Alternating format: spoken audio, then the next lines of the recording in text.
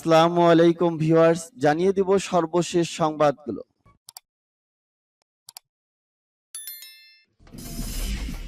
সংবাদের শুরুতেই জানিয়ে দিব সংবাদ শিরোনাম। উত্তর কোরিয়ার লাখ লাখ কামানের গোলা রকেট কিনছে রাশিয়া। রাশিয়ান S-400 মিসাইলের গুদামে ইউক্রেনের হামলা।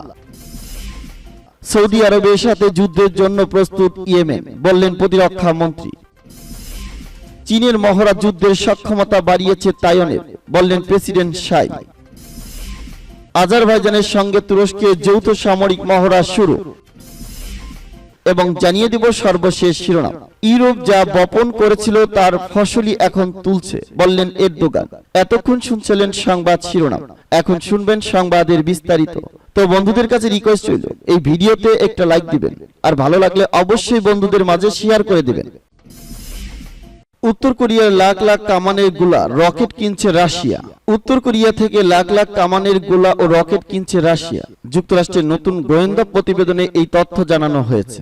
মার্কিন সংবাদ মাধ্যম নিউ ইয়র্ক টাইমস রাশিয়ার এই অস্ত্র কেনা নিয়ে সর্বপ্রথম প্রতিবেদন প্রকাশ করে। প্রতিবেদনে বলা হয়েছে, রাশিয়া ঠিক কি অস্ত্র কিনছে বা চালানের সময় বা আকার সম্পর্কে সামান্য বিশদ বিবরণ দেওয়া হয়েছে। অজ্ঞাত এক মার্কিন কর্মকর্তার বরাত দিয়ে রিপোর্টসে বলা হয়েছে, স্বল্প পাল্লার রকেটের বাইরে রাশিয়া ভবিষ্যতে উত্তর কোরিয়ার আরো অস্ত্র সরঞ্জাম কেনার চেষ্টা করবে। নাম প্রকাশে অনিচ্ছুক এক কর্মকর্তা বার্তা সংস্থা AP কে বলেছেন, উত্তর কোরিয়া থেকে রাশিয়ার অস্ত্র কেনার মানে হচ্ছে আংশিকভাবে রপ্তানি নিয়ন্ত্রণ ও নিষেধাজ্ঞার কারণে রুশ সামরিক বাহিনী ইউক্রেনের তীব্র সরবরাহের ঘাটতিতে ভুগছে। গত 24শে ফেব্রুয়ারি ইউক্রেনের সামরিক অভিযানের ঘোষণা দেন রুশ প্রেসিডেন্ট ভ্লাদিমির পুতিন। এরপর থেকে রাশিয়া উত্তর কোরিয়া ও ইরানের মতো দেশগুলোর সঙ্গে সম্পর্ক জোরদার করেছে। এর আগে যুক্তরাষ্ট্র জানায়, ইরান থেকে ড্রোন কিনছে রাশিয়া। ইরান এখন পর্যন্ত ইউক্রেন রাশিয়ার আগ্রাসন নিয়ে নিন্দা জানায়নি, উল্টো সংঘাতের জন্য পূর্ব ইউরোপের ন্যাটোর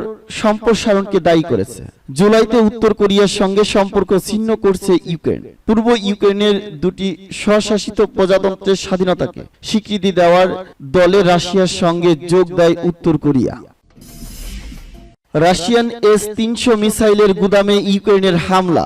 ইউক্রেনের প্রেসিডেন্ট ভলোদিমির জেলেনস্কি দাবি করেছেন, ইউক্রেনীয় সেনারা রাশিয়ান সেনাদের একটি অস্ত্রের গুদামে হামলা চালিয়েছে। এই গুদামে S-300 মিসাইল মজুত করা ছিল, যা রুশ সেনাদের জন্য খুবই গুরুত্বপূর্ণ। জেলেনস্কি দাবি করেছেন, এসব মিসাইল দিয়ে খার্কিভে হামলা চালাচ্ছিল রাশিয়া। এ ব্যাপারে সোমবার রাতে একটি ভিডিওতে জেলেনস্কি বলেন, আমি আবারও আমাদের সেনাদের ধন্যবাদ দিতে চাই, যারা ইউক্রেনের রুশ সেনাদের অবস্থান প্রতিদিন কঠিন থেকে কঠিন করে দিচ্ছে। জেনেরক্সি আরো বলেন, আজ আমি বিশেষ ধন্যবাদ দিতে চাই আমাদের রকেট কামান বাহিনীর একটি দলকে, যারা তাদের নির্ভুল নিশানার মাধ্যমে রাশিয়ার গুদামে ধ্বংস করেছে। এই গুদাম থেকে S-300 মিসাইল নিয়ে দখলদাররা খার্কিভে হামলা চালাতো। জেনেরক্সি দাবি করেন, যুক্তরাষ্ট্রের পাঠানো মাল্টিপল রকেট লঞ্চার হিমার্স ব্যবহার করে এই হামলা চালিয়েছে ইউক্রেনীয় সেনারা।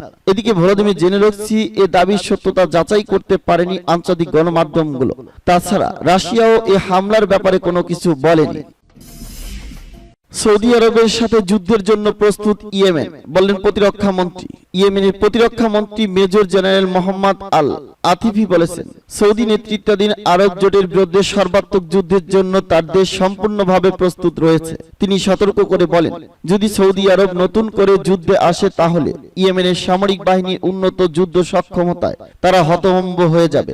ইয়েমেনের সর্বোচ্চ রাজনৈতিক পরিষদের প্রধান মাহাদি আল মাহাতের সাথে সোমবার এক বৈঠকের সময় জেনারেল আতিফি এসব কথা বলেছেন। তিনি বলেছেন, ইয়েমেনের সেনারা সৌদি জোটের যুদ্ধবিরতি লঙ্ঘনের জবাব দিতে প্রস্তুত রয়েছে, কিংবা দেশের প্রতি ইঞ্চি মাটি সৌদির কবল থেকে মুক্ত করার ব্যাপারে প্রতিশ্রুতিবদ্ধ রয়েছে। জেনারেল আল আতিফি আরো বলেন, যদি সৌদি জোট সামরিক যুদ্ধবিরতির সুযোগ নিয়ে আগ্রাসন ও অবরোধের অবসান না ঘটায়, তাহলে তারা ইয়েমেনের সামরিক বাহিনীর এমন একটা উন্নত অবস্থা দেখবে তাতে তারা বিস্মিত হতে বাধ্য। বৈঠকে রাজনৈতিক পরিষদের প্রধান আল মাসহাদ বলেন, ইয়েমেনের সামরিক বাহিনী মাতৃভূমির নিরাপত্তা রক্ষার ক্ষেত্রে রক্ষক এবং দেশকে খণ্ডবিখণ্ড করার বিষয়ে সমস্ত বিষয়ে ষড়যন্ত্র উন্মোচন করতে সক্ষম। তিনি বলেন, যুদ্ধবিরতি লঙ্ঘন কোনোভাবেই গ্রহণযোগ্য হবে না এবং তেল ও গ্যাসের যে রাজস্ব তারা লুট করে নিয়েছে তা পুনরুদ্ধার করতে হবে।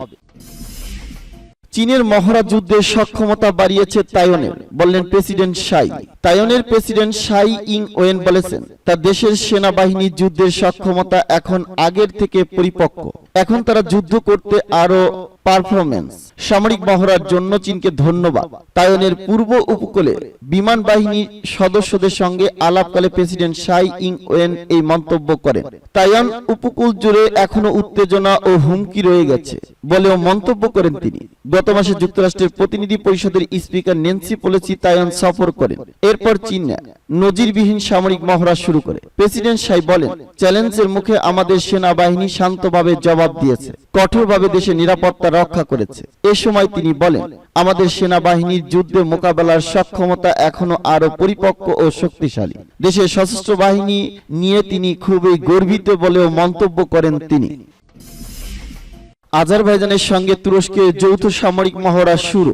তুরস্কের বিমান বাহিনী সোমবার থেকে আজারবাইজানের সঙ্গে যৌথ সামরিক মহড়া শুরু করেছে। ভ্রাতৃত্ব প্রমিত দু দেশের এই সামরিক মহড়া চলবে আগামী 16 সেপ্টেম্বর পর্যন্ত।